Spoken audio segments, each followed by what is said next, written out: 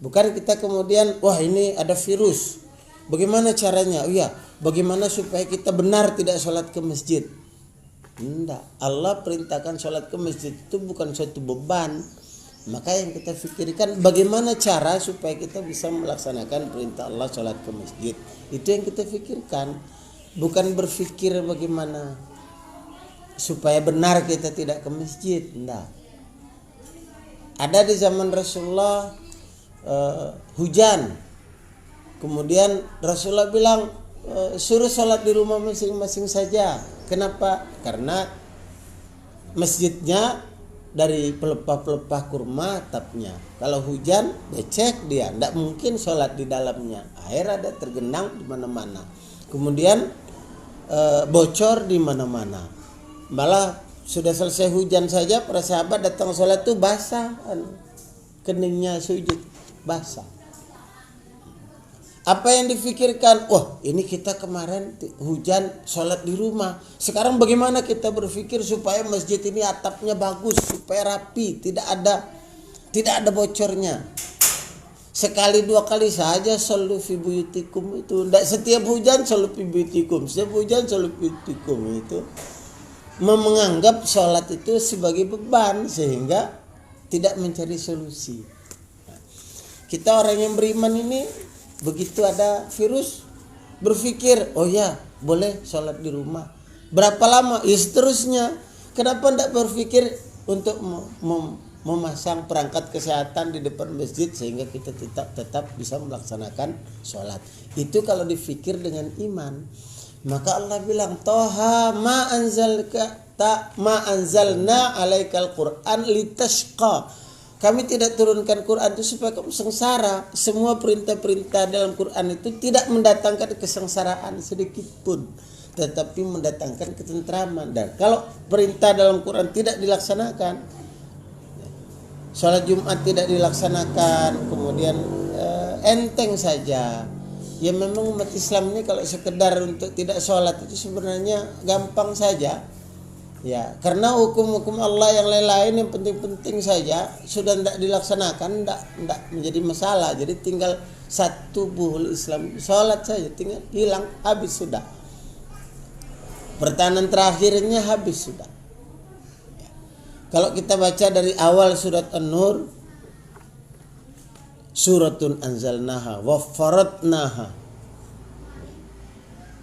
Ini satu surat yang kami turunkan dan kami wajibkan untuk melaksanakan ayat-ayat di dalamnya. Baru azaniyat wa zani, orang berzina laki-laki dan perempuan harus dirajam. Ini suatu kewajiban, suatu ketetapan. Rasa kasihan tidak boleh menguasai kalian sehingga tidak melaksanakan. Jadi walaupun kasihan, bagaimanapun kasihannya, tidak boleh dengan karena kasihan itu tidak melaksanakan aturan Allah. Sampai segitunya Allah tekankan di awal surat An-Nur. Umat Islam biasa-biasa saja tidak melaksanakannya itu. Jadi apalagi sekedar sholat, aqimis sholat, ya izanu diali sholat minum bujubati fasa'ila zikrillah, tidak ada as'aunya, tidak ada. Tidak ada upaya is'au, upaya usaha. Is'a itu artinya usaha, upaya. Kalau panas kepanasan di masjid, bagaimana caranya supaya masjid itu tidak kepanasan? Ada usaha. Kalau bocor, bagaimana caranya supaya tidak bocor? Kalau ada virus, bagaimana supaya virus tidak masuk ke masjid? Dan seterusnya dan seterusnya. Itu usaha. Fas'au ila zikrillah. Usaha untuk supaya hari Jumat itu bisa zikrullah. Dan itu mendatangkan keberkahan, mendatangkan rahmat. Kalau tidak, maka siap-siap akan mendapat azab umat ini. Kalau tidak diindahkan ini, kita berlepas diri. Mudah-mudahan kalau Allah timpakan azab secara umum, tidak terkena kita-kita ini. Allah bebaskan kita dari azab. Dan kita sudah peringatkan. Kalaupun kita terkena imbasnya, bagiannya, mudah-mudahan Allah tetapkan kita sebagai syahid. Karena kita sudah memperingatkan, sudah kita ingatkan umat ini bahwa setiap langkah menjauh dari Allah, maka itu adalah langkah kesesatan.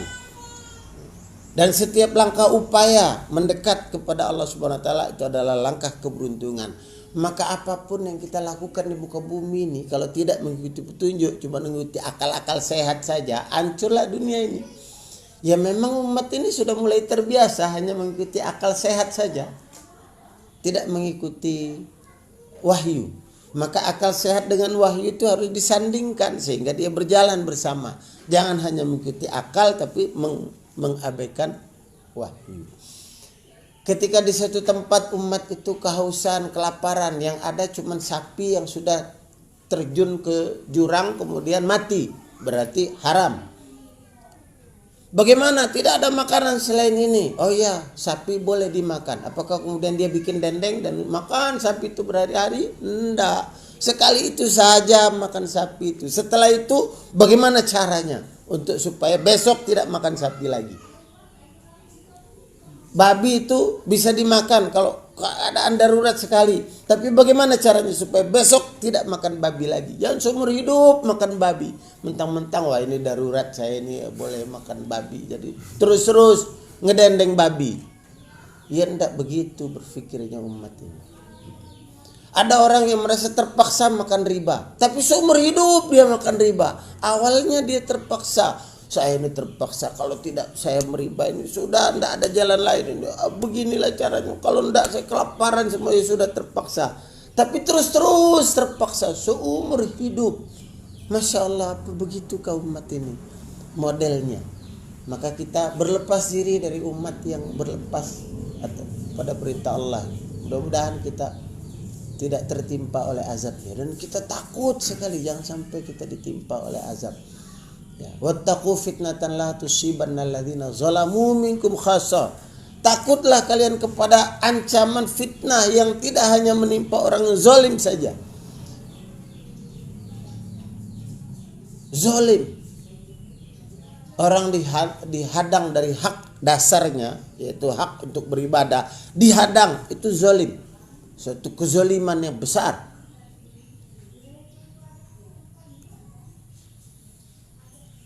Kalau Allah datangkan azab terhadap orang yang zalim, la yusibanna alladzina zalamu minkum khassa. Tidak hanya orang zalim yang tertimpa, tapi yang lain-lain juga kena. Maka kita berlindung kepada Allah Subhanahu wa taala. Jangan sampai azab yang mengenai orang zalim itu kita juga terkena. Tapi kalaupun kita terkena, kita sudah beri peringatan dan mudah-mudahan kita syahid hitungannya.